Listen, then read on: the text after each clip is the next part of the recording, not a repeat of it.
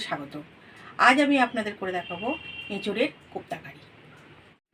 দেখুন, এঁচোড়ের কোপ্তা কারির জন্য আমি এঁচোড়গুলো এইভাবে কেটেছি, আর কিছুটা আলু এইভাবে কেটে আমি একটু সেদ্ধ করে রেখেছি। এবারে আমি এগুলোকে একটু ভালো করে এইভাবে মিক্সড করে নেব। দেখুন, ভালো করে একসাথে আলু আর এঁচোড় আমি এভাবে মেখে নেব।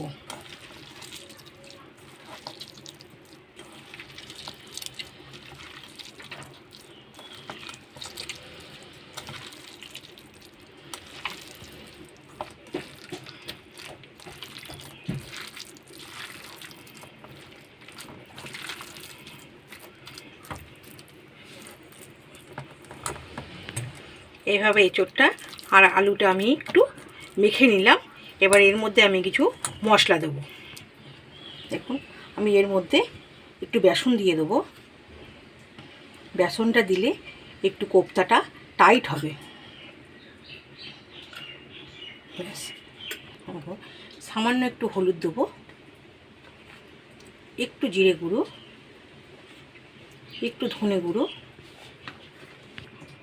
একটু কাঁচা লঙ্কা বাটা, একটু আদা বাটা, একটু রসুন বাটা, একটু পেঁয়াজ বাটা,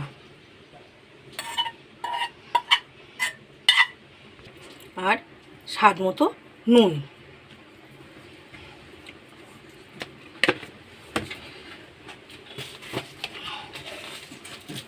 একটু চিনি, এটা একটু মিষ্টি মিষ্টি হবে। এবার এই সব উপকরণগুলোকে দিয়ে আমি এটাকে ভালো করে মেখে নেব।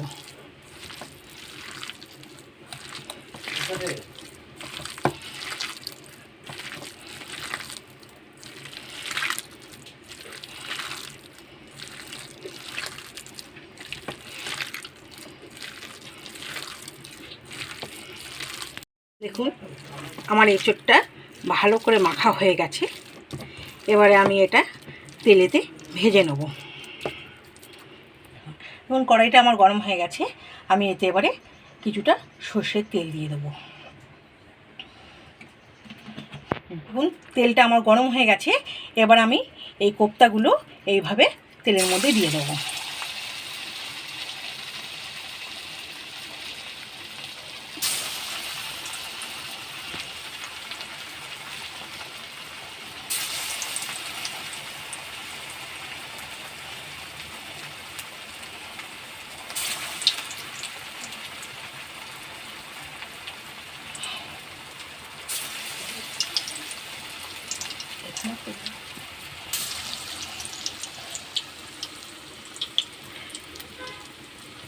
এইভাবে প্রত্যেকটা এইভাবে গোল গোল করে আমি দিয়ে দেবো।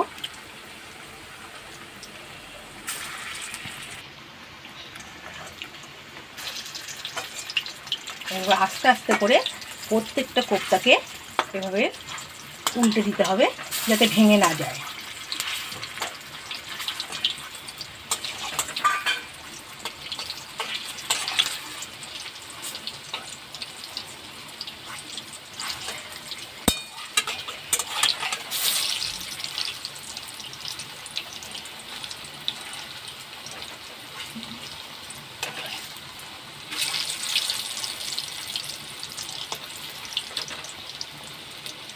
প্রত্যেকটা কোপ্তাকে আমি লাল লাল করে ভেজে নেব।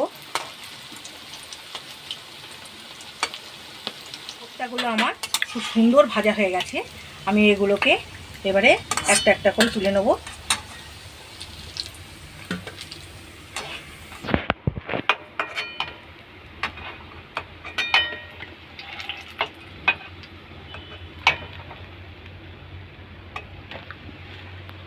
এভাবে প্রত্যেকটা কোপ্তা এভাবে গোল গোল করে আমি ভেজে নেব।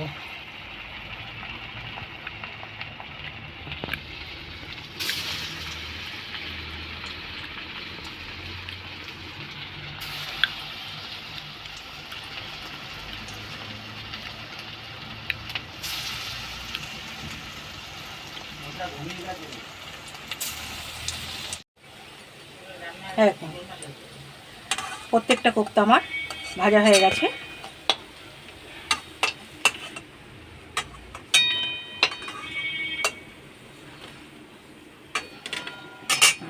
কোপ্তাগুলোকে এইভাবে ভেজে নেবেন।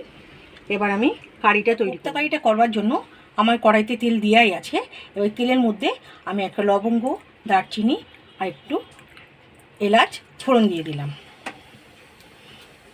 একটা শুকনো লঙ্কা আর একটু তেজপাতা আর খানিকটা গোটা জিরে।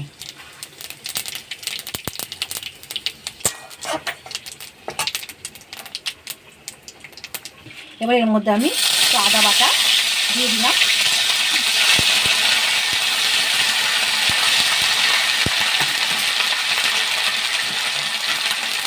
এটা পাকা কাঁচা লঙ্কা বাটা।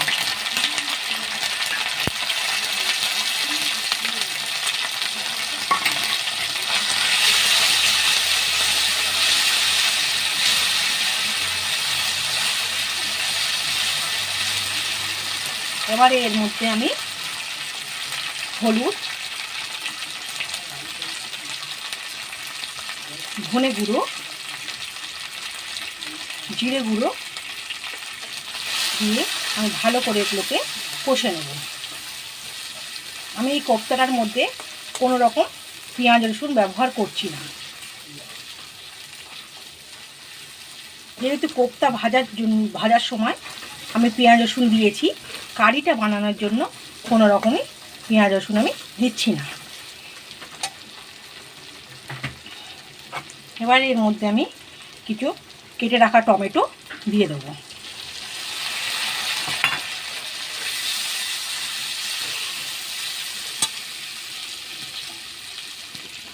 আর একটু নুন দেবো,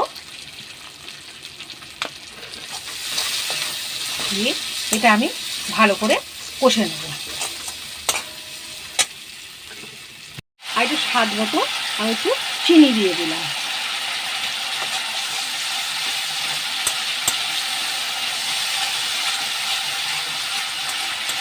এইভাবে ভালো করে নেড়ে চেড়ে কষতে হবে মশলাটাকে।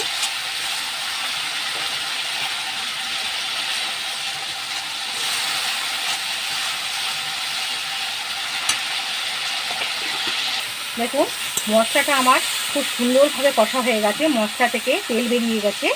এইভাবে মশলাটাকে কষে নিতে হবে। দেখুন প্রত্যেকটা টমেটো কুচি মশলার সাথে মিশে গেছে। এবার আমি এতে একটু জল দেবো।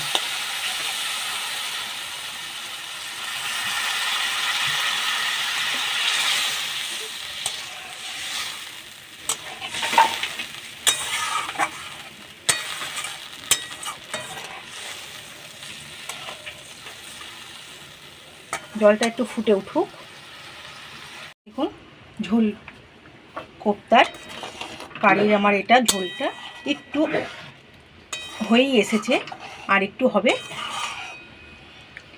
এর মধ্যে আমি একটু ঘি দিয়ে দিলাম,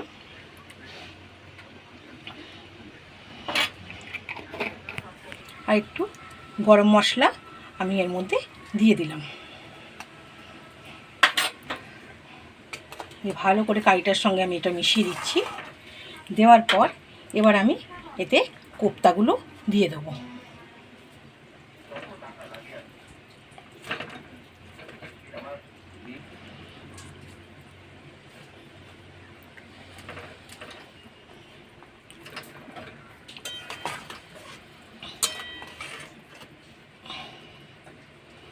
এবার এই কোপ্তাগুলোকে দিয়ে আমি বেশিক্ষণ ফোটাবো না, একটু ফুটে উঠলেই আমি এটা বন্ধ করে দেবো। রেডি হয়ে গেছে আমার কোপ্তা কারি। এবারে এই গ্রেভিটা এই কোপ্তার মধ্যে এই রসটা ঢোকবার জন্য আমি একটু টাইম দিতে হবে। আমি একটু ঢেকে রাখি এটাকে, খানিকক্ষণ ঢেকে রাখলেই আমার এটা পুরো রেডি হয়ে যাবে। আমি এটা একটা পাত্রে ঢেলে নেব।